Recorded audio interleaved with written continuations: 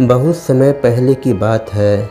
दो असुर थे, विषमधर और चंद्रा। ये दोनों असुर बहुत ही बलवान थे। एक बार जो है ये अपने वर्चस्व के लिए माता दुर्गा से लड़ाई करने लगते हैं। माँ दुर्गा इनके ऊपर जितने भी अस्त्र शस्त्र छोड़ती थी सब बेकार हो जाते थे। माँ बहुत चिंतित हो गई, कैसे मैं इन असुरों का नाश करूं। और उसके बाद वो दोनों असुर कहते थे, तुम मेरा कुछ भी नहीं कर सकती हो और हम लोग अजय हैं और अमर रहेंगे। दोस्तों, आप सबको नवरात्रि की हार्दिक शुभकामनाएं। दोस्तों, आज मैं आपको बताऊंगा इस वीडियो के माध्यम से, जो माँ के भक्त होते हैं वह माँ की शक्ति के समान ही होते हैं और उनके लिए कुछ भी असंभव नहीं होता है। हमारा वीडियो ऐसे शुरू होता है। यह जो हमारा अंतरिक्ष है, यह इसमें जो है कितने ना जाने तारे, सूर्य, ग्रह सब इसके अंधकार में समाये हुए रहते हैं। इसके अंधकार में न जाने कितने रहस्य छुपे हुए हैं जिसके बारे में किसी को कोई भी जानकारी नहीं है। लेकिन यह अंतरिक्ष हमेशा अपनी जगह बना रहता है और हर रहस्य को अपने अंदर छिपाए रहता है। इसी रहस्यों में एक रहस्य यह भी है जिसके बारे में किसी को, पृथ्वीवासियों को नहीं पता था। लेकिन तभी क्या होता है, एक तेज सा प्रकाश पृथ्वी की तरफ में बढ़ता है और वह भारत देश में आके वह एक महिला जो जंगल में जा रही थी उसके गर्भ में समा जाता है। कुछ ही समय बाद जैसे बच्चा 9 महीने बाद तैयार होता है, वो बच्चा सिर्फ 9 मिनट में ही अपनी माँ का पेट चीर के वो बाहर आ गया। और वैसे ही उस औरत के शरीर में आग लग जाती है, वह औरत जो है जल के राख हो जाती है। और जैसे वो बाहर आता है वह बच्चा धीरे धीरे करके बड़ा होने लगता है और बड़ा होके वह 10 मिनट के अंदर अंदर एक भयानक असुर का रूप ले लेता है और हंसने लगता है, देखो तुमने मुझे नष्ट किया था ना, लेकिन मैं अपने ही विद्या से मैं इस पृथ्वी पर फिर से मैं अवतरित हो चुका हूँ। अब देखना मैं कैसे इस पृथ्वी को नष्ट कर डालता हूँ और तुम मेरा कुछ भी नहीं कर पाओगी। मेरा नाम चंद्रा है, मैं चंद्रा असुर हूँ, मेरे लिए कुछ भी असंभव नहीं है। तुमने छल से मुझे अंतरिक्ष के अंधेरे में ढकेला था ना, देखो मैं वापस भी आ गया हूँ, अब मैं इस पृथ्वी को नष्ट भी करूँगा। और देखो मैं अपने गुरु विषमधर को कैसे यहाँ पे बुलाता हूँ और जैसे ही मेरे गुरु आएंगे वो पल भर में तुम्हारा ये जो सबसे मनपसंद ग्रह है पृथ्वी, इसको कैसे नष्ट करते हैं, इसके कैसे 100 टुकड़ों में इसे बांट देते हैं, यह देख के तुम्हारे मन को बहुत दुख होगा और हम लोग को बहुत खुशी होगी। जो तुमने मेरे साथ जो छल किया है उसका यही अंजाम होगा और पृथ्वीवासी इसको भुगतेंगे। इस तरीके से चंद्रा असुर कह के अपने आप को हंसने लगता है और पृथ्वी पे वह जोर से आवाज़ निकालता है जो कि अंतरिक्ष के अनंत कोण तक जाके फैल जाता है। और उधर उसके जो गुरु विषमधर थे वह पृथ्वी की तरफ में एक तेज पुंज प्रकाश बन के पृथ्वी की तरफ में बढ़ना शुरू हो जाता है। और यह सारे प्रक्रिया चल ही रही थी।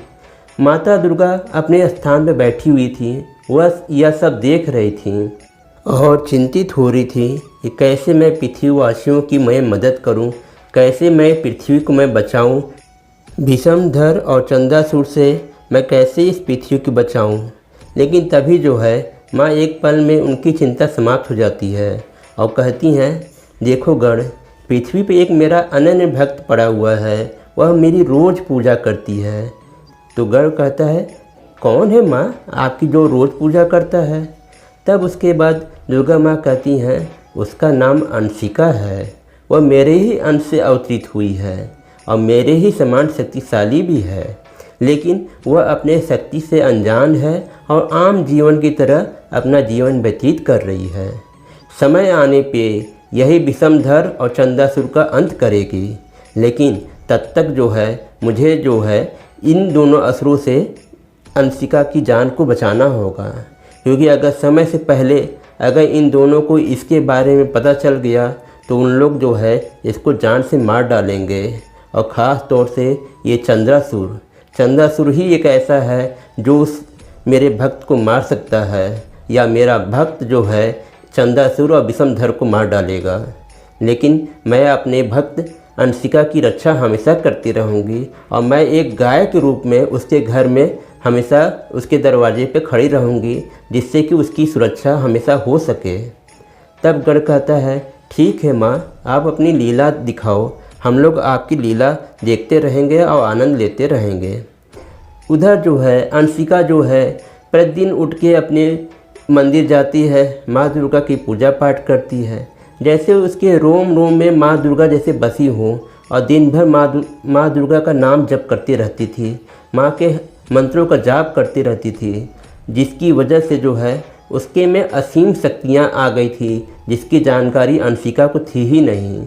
लेकिन गांव के लोग सब लोग कहते थे, अरे ये पागल है, दिन भर माँ दुर्गा की पूजा करती रहती है, या तो यही सोचती है कि इस पूरे गांव में सबसे सच्ची भक्ति यही है। और यह कह के लोग जो है उसका उपहास उड़ाते थे और उसको अनदेखा करते थे। लेकिन इन सब बातों का अंशिका के ऊपर कोई असर नहीं पड़ता था। अंशिका को जैसे ये सब बातें सुनाई ही नहीं देती थी। अंशिका अपने माँ की पूजा में लगी रहती थी। ऐसा इसलिए होता था क्योंकि जब अंशिका का जन्म हुआ उसी समय उसकी माँ और कुछ दिनों बाद उसके पिता का देहांत हो गया था। माता दुर्गा को ही वो अपनी माँ मानती थी और उन्हीं के चरणों में रहती थी और उन्हीं के मंदिर में फल फूल खा के वो बड़ी हुई थी। इस वजह से वो जो है वो मंदिर के पास में ही अपनी कुटिया बना के रहा करती थी और दुर्गा माता को ही अपना माँ मानती थी। अंशिका की व्यवहार और बहुत अच्छा माँ के लिए बना रहता था और माँ हमेशा अंशिका की अनदेखी तरीके से उसकी मदद करती रहती थी। चंद्रा जो है जैसे ही पृथ्वी पे अपनी शक्तियों को बढ़ाना शुरू करता है, तुरंत उसका जो है चहेता एक छोटा सा चमगादड़ आता है और कहता है, चंद्रा, तुमने शायद भूल गए हो कि जिस समय तुम पैदा हुए थे उसी समय में एक लड़की भी पैदा हुई थी और वही तुम्हें जो है तुमको और तुम्हारे गुरु को मार सकती है। अगर समय रहते अगर तुमने उसे नहीं मारा तो तुम्हारा जो जीत तुम सपना देख रहे हो इस सपना ही रह जाएगा। चंद्रा उसकी गर्दन पकड़ के कहता है, तुम चुप रहो, अशुभ चीज़ मत बोलो, मैं उस लड़की को खोज के मैं मार डालूँगा और उसको भी नहीं छोड़ूंगा, ना उसकी दुर्गा माँ को छोड़ूंगा। और उसके बाद चंद्रा उसको पहचानने की कोशिश करता है और वो अपनी शक्ति से अंशिका को पहचान जाता है और कहता है, देखो मैंने उस लड़की को पता कर लिया, उसका नाम अंशिका है, वो कुछ ही दूर यहाँ गांव में रहती है, अब मैं चल के देखो मैं कैसे उसका अंत करता हूँ। और उसके बाद चंद्रा और उसका चमगादड़ दोनों अंशिका के पास में जाते हैं और चंद्रा अंशिका को देख के भेष बदल के उसके पास में जाता है और कहता है, बेटा मैं बहुत दूर से आया हूँ, मैं बहुत प्यासा हूँ, कृपया तुम मुझे पानी पिला सकती हो। अंशिका यह बात सुन के जो है तुरंत मुस्कुरा के कहती है, क्यों नहीं, मैं अभी नदी से ताज़ा जल लेके आ रही हूँ, आप पानी पी लीजिए। और उसके बाद पानी अंशिका उसको जो है पिलाती है। पानी पीते ही उसका असुर प्रवृत्ति तुरंत जागृत हो जाता है, लेकिन वह अपनी माया से अपने असुर वृत्ति को फिर से रोक लेता है और उचित समय का इंतज़ार करता है। और जो उसका चमगादड़ था वह उसके पीठ के पीछे छिपा हुआ था। और जैसे ही अंशिका वहाँ से चली गई, तुरंत चंद्रासुर कहा, देखो तुम चमगादड़ हो, तुम अपना भेष नहीं बदल पाए, तुम तो मेरे पीठ के पीछे छिपे थे, लेकिन मैं भेष बदल के गया और उसके हाथ से मैं पानी भी पी के चला आया। अब देखो मैं कैसे उसको जाता हूँ, उसके घर में जाके मैं उसको मारता हूँ और तुम मेरे साथ में चलो। उसके बाद चंद्रा उसके घर की तरफ में बढ़ने लगता है। उधर जो है अंशिका देवी माँ की मूर्ति से ढेरों बातें करती है और बात करते करते जब वह थक जाती है तब कहती है, माँ अब मुझे नींद आ रही है, अब मैं विश्राम करने जाती हूँ। और यह कह के वह अपने घर में चली जाती है, दरवाज़ा बंद करके सोने लगती है। उसके बाद समय पाते ही चंद्रा कहा, अब मैं इस पूरे घर को ही नष्ट कर देता हूँ। लेकिन तभी क्या देखता है, उसके घर के सामने एक गाय बंधी हुई है। गाय को बंधा हुआ देख के वह हंसने लगता है और उसके बाद अपने चमगादड़ को कहता है, चलो अब दोस्त तुम्हारा काम आ गया है। और उसने अपने मंत्रों की शक्ति से उस चमगादड़ को एक भयानक शेर के रूप में बदल दिया और कहा, जाके तुम उस अंशिका के शरीर के 100 टुकड़े कर डालो और उसके घर को भी तोड़ फोड़ डालो, मेरी सारी शक्तियाँ तुम्हारे साथ में हैं। और उसके बाद उसका दोस्त शेर बन के जैसे ही उसके घर के तरफ में जाता है, तुरंत वो गाय सक्रिय हो जाती है और अपने गले का रस्सी तोड़वा के शेर के सामने में जैसे उसकी रक्षक बन के खड़ी हो जाती है। शेर और गाय की काफ़ी भयानक लड़ाई होती है। उधर जो है चंद्रा अपने मंत्रों की शक्ति से गाय को हटाना चाहता है, लेकिन गाय हटने का नाम नहीं लेती है और पल भर में उस गाय ने उस शेर को पटक के मार डाला और वह चमगादड़ अपने चमगादड़ रूप में आके पूर्णचंद्रा के पास में छुप गया। उसके बाद जो गाय थी वह माता दुर्गा का रूप लेके अपना विशाल रूप लेके चंद्रा को दिखाई। चंद्रा माता दुर्गा का विशाल रूप देख के डर के मारे वहाँ से भाग गया और उसके बाद उसका दोस्त कहा, चमगादड़ क्यों भाग क्यों रहे हो, यही तो हैं। तो उसने कहा, इस माँ दुर्गा का मैं क्या करूं, मैं जब जब अपने काम को करने जाता हूं ये सामने ज़रूर खड़ी हो जाती है, लेकिन इसकी तेज को सह पाना मेरे लिए असंभव है। और यह कह के चंद्रा वहाँ से अपने जंगल में भाग जाता है।